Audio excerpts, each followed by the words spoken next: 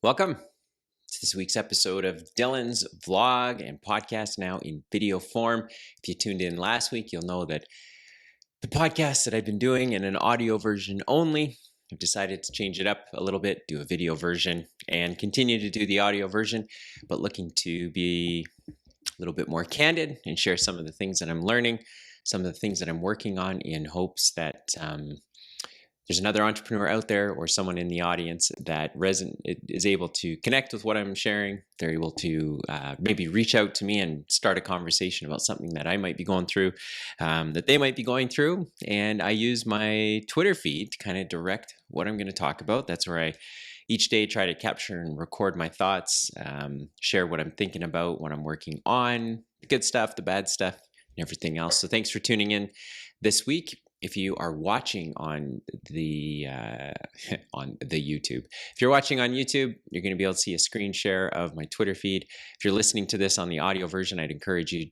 to go to Twitter, follow me, follow you back, and you can see what I'm going to end up talking about. And I can flesh out some of these tweets and what was going through my mind when I wrote it. Just some quick updates as I kind of looked at my feed here since the last time that I posted an episode.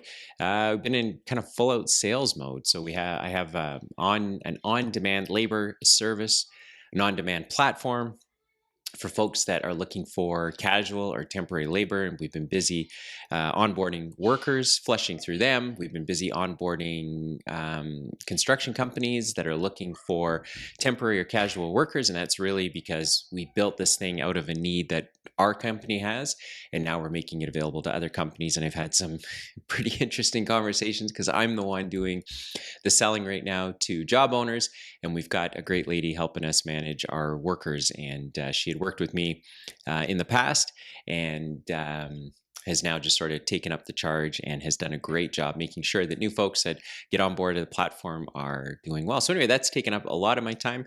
I'm continuing to force through a few things through an intersection over the past week. Met with my team at the construction company just to get a better sense of where we're going, what we're trying to achieve here in the next couple of years. And it was great, some tough conversations that were necessary, but I really feel like we were able to get on the same page, and all of us are looking forward to taking advantage of what's going to be a very strong year for us. And we all know the lane that we're looking to go down. And so that's really great. And in other matters, I'm hoping to see what's been sort of a 3-year engagement come to some sort of an end. I think it's going to come to an end in a good way, which is great. And that's going to lead to some of my updates that you're going to hear about as I go through my Twitter feed. So why don't I crack that open? Let's just take a look here to see if I can find one since the last time. So I spent a little bit of time, as you can see here, just talking about signing up new workers. Actually, I might just park on that one for a little bit. So the tweet reads, I think we have the process of signing up new workers on lockdown. Focus now on locking down construction companies that need temp and casual labor. So let's just take a look here.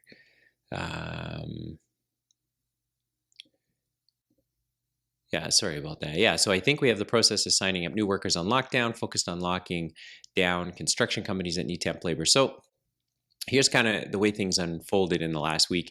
In order to be able to, again, we built this labor company, or this service rather, because we have a need for laborers. In fact, the labor market's really, really tight, so it's hard to find laborers. And in the kind of work that we do, it's a pretty tough marketplace of individuals, high turnover. Lots of folks use what we do as a stepping stone to get to something better. So the first thing we had to do is figure out how do we onboard these workers. And it was that was probably the easiest part of the process. We get a pretty steady stream of registrations coming in onto the platform every day. We do a telephone interview with them. We make sure that they've connected their bank account so that they can get paid as soon as a job is done. It's part of a verification process as well. So we did a really good job of sort of streamlining what we needed to do there, came up with a bunch of templates. And the lady that's managing this part of the business, she's able to just sort of click through, get on the phone, talk to people, give them the information they need. And so that's great. did a gear shift, and now we're trying to onboard construction companies in the same fashion. And it's proving to be a little bit more difficult, mostly because it's not quite as simple as just connect your bank account, let's put you to work. They have a lot of questions. Each company has their own criteria of what they're looking for. They have their own kind of system and their own process that you want to go through. But I think by the time, certainly by today, as I'm recording this particular podcast, I think we've got a pretty good way to onboard job owners, and so that's going really well. So when I made that tweet, I was feeling good because we had kind of figured out the secret sauce. How do we quickly onboard workers and get them going? Oh yeah, I guess the big news here. This was last Thursday, I think. So yeah, 4 or 5 days ago. And the tweet reads, kicking the tires on a building for one of our businesses. Our goal this year is to double in size, which requires a larger facility. I don't particularly love real estate. And then I put in brackets, first decade of work was in commercial real estate, but it can be a great investment. So this is kind of how things went down. One of our businesses, the one that I'm over the next couple of weeks, we're going to sort of see come to some sort of finality. We're looking to double in size. It means we need a brand new building. And I've been kind of softly poking around the edges on a couple of different properties. There was one that came up in our local marketplace, which was perfect. In fact, it sort of came up under the radar because there was a major transaction. One company bought another company, and this big piece of property was left over. It's about 3.5 acres. It's got a couple of buildings on it. We could take one of the buildings for our business, which would double us. And then I've got some ideas on what I'd like to do with the other business. But for those of you that don't know, the first part of my career was spent in commercial real estate, in particular, raising money for developers and builders.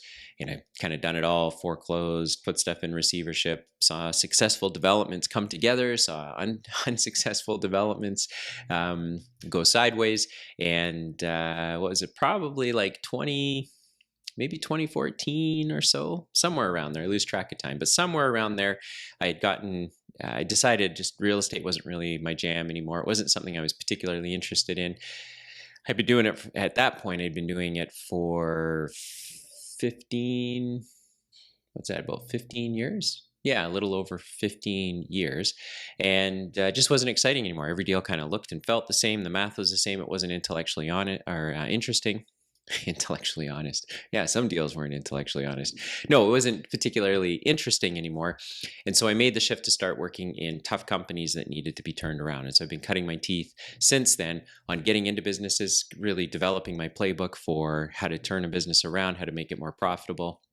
And then in the last couple of years, because of COVID, was really able to learn some new tricks and tips that I could put in my playbook. And then so this past week, when this particular property was available, I went and met with the owner, took a GM from our business, and we went and walked the property for a couple hours, talked about a deal structure. And I'll be back there tomorrow, as it turns out, looking to see if we can't take the next step, which is pretty great. And with all of... Yeah, I guess with kind of all of the details, this particular one is intellectually interesting because I've got lots of things that I'd like to do on the property. It would be a project I'd probably work on all year. It would be a great fit for our construction business to take a big piece of and do the work that's required to really bring this property up to date and take advantage of the thing I'd like to do. So that was last week. It was a lot of fun. It was interesting it was kind of like riding a bike. You take some minute and then you start familiarizing yourself again with, oh yeah, right, this is the math, this is how this works. I'm a little bit out of touch with the local real estate market in terms of pricing, but I did spend a couple of days last week pulling title, running through numbers, price per square foot, all that sort of stuff, and was able to kind of make a draft proposal to the owner. And we'll see tomorrow where it all lands. But when I blasted out that tweet, it was because I was just literally about to walk on site and kick the tires on a real estate property. So we'll sort of see where that goes and what happens with it. Yeah, Lisa and I were having breakfast, or sorry, we're having coffee, as we do pretty much every single morning, and we were talking about. Well, let me read the tweet here. So, someone observing an entrepreneur might think they are courageous for "quote unquote" taking risks.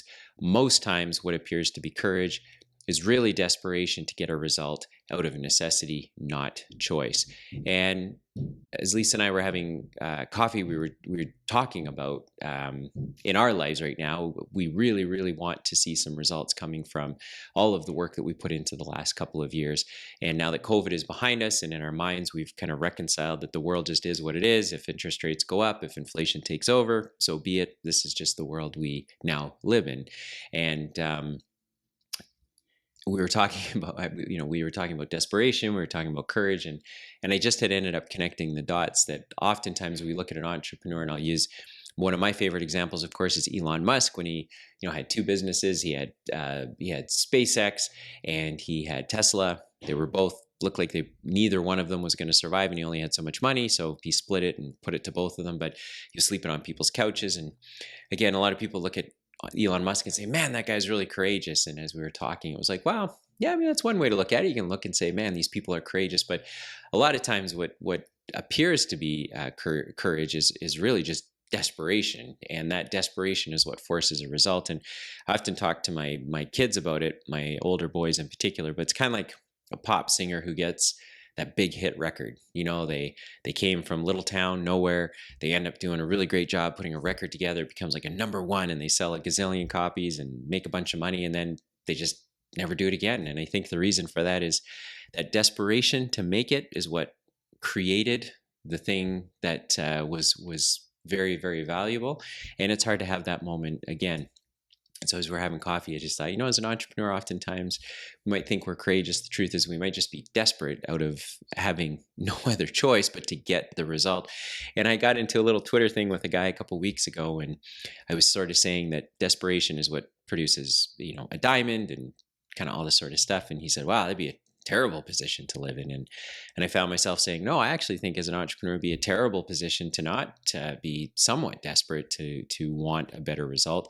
I think as you get comfortable, you stop pushing yourself, you stop trying to learn new things, you rest on your past victories, and then life just passes you by. And one day you wake up and realize you're a washed up has-been, and maybe your contribution to the world could have been even greater, but you just didn't have that fire in your belly anymore. So anyway, thought that was interesting. As an entrepreneur, you might be experiencing that right now. You might go, I'm not courageous, I'm just desperate. To which I would say, yeah, I hear you. I feel about the same way for sure. Let's see here. What else? Oh yeah, this was kind of cool. So here was the tweet. Date night included going to a pitch night at our local university. 7 pitches from university students trying their hand at being #entrepreneurs.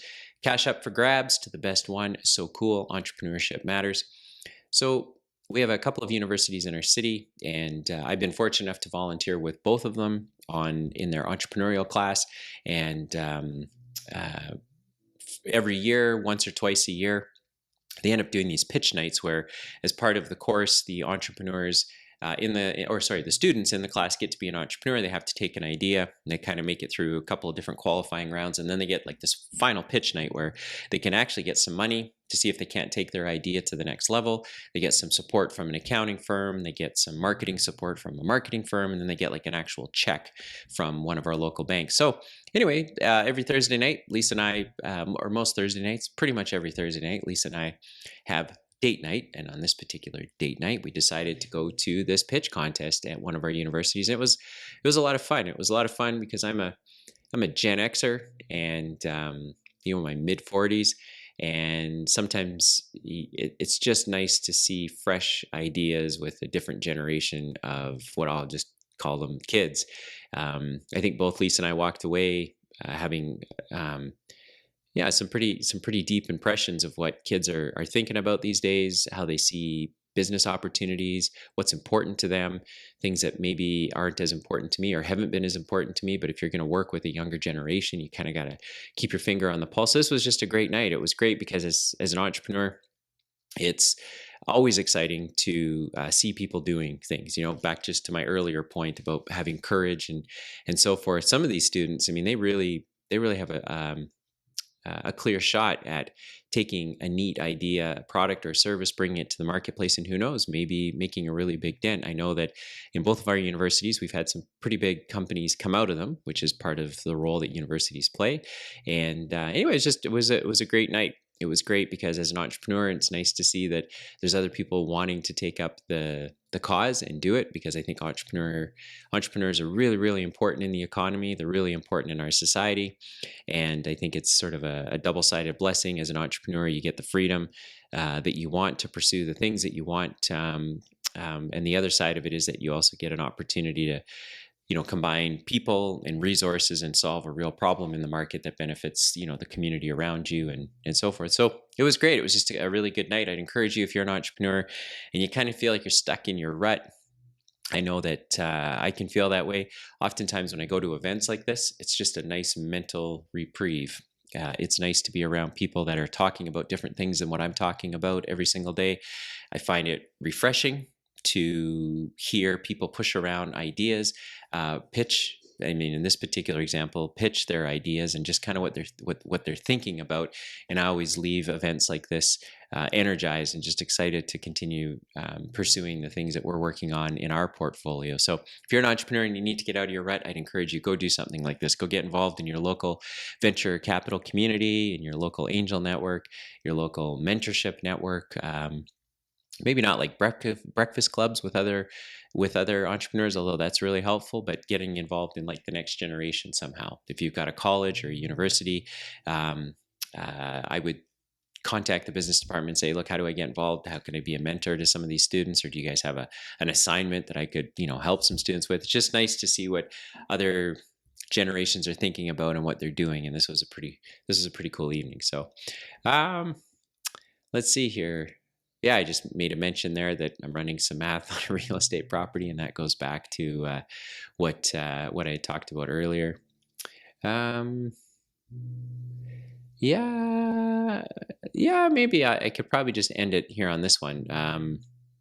Let's just pop this up on the screen here. So there was a tweet that I had put out.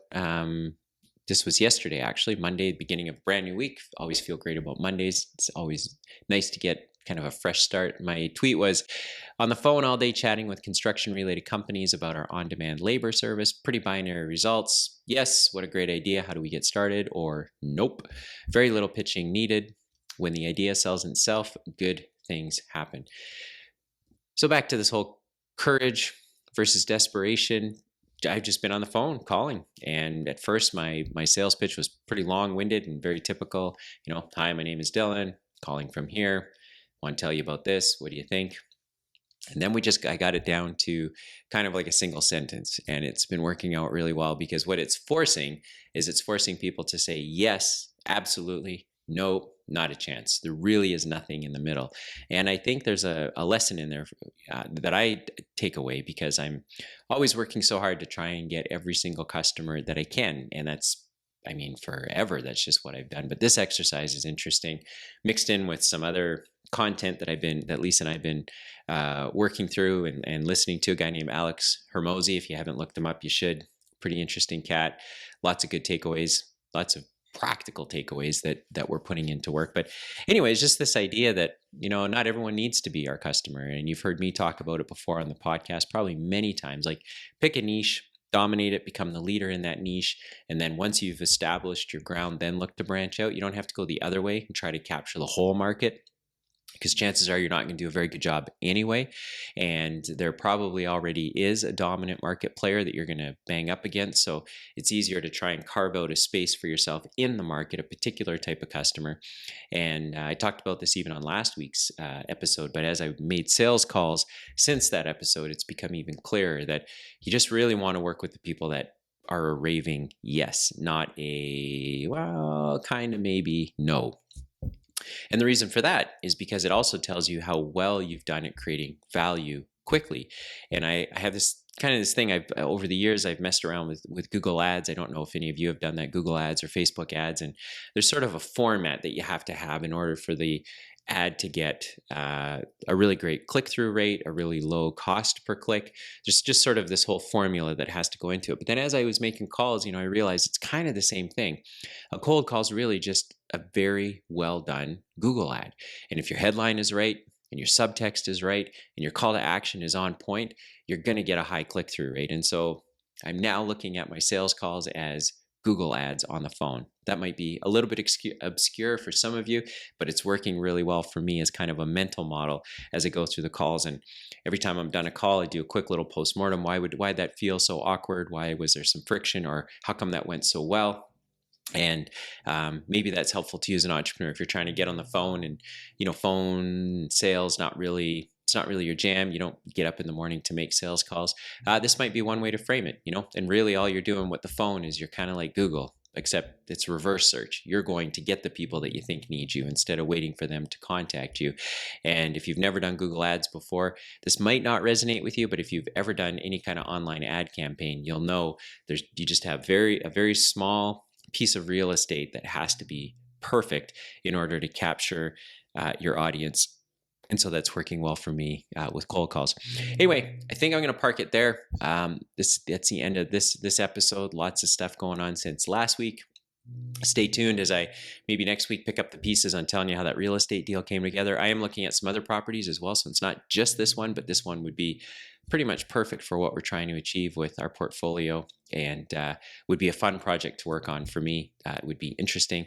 And then hoping by the time I post the next episode, we've tied off one of our businesses, something we've kind of been in a relationship and an engagement for the last couple of years, and that's going to be coming to an end. So I'm excited to see what that looks like. And then with our business valuation platform, I wasn't able to give any updates on this episode, but I will next time. We have decided to do a couple of different things with it than kind of what we had been doing with it based on what we've learned, and quite frankly, just based on how much time we have. So anyway, stay tuned.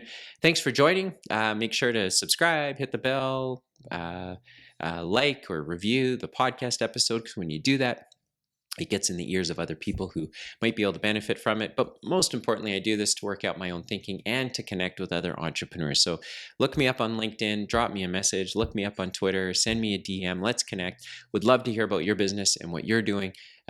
These episodes are my way of trying to share my story of what I'm doing, but ultimately I'm gaining the most right now in my life from listening to other people's stories on Twitter, on YouTube, a little bit on LinkedIn, and would love to hear yours. So let's make sure that we connect, and make sure you sign in or download or participate and connect with next week's episode. Have a good week.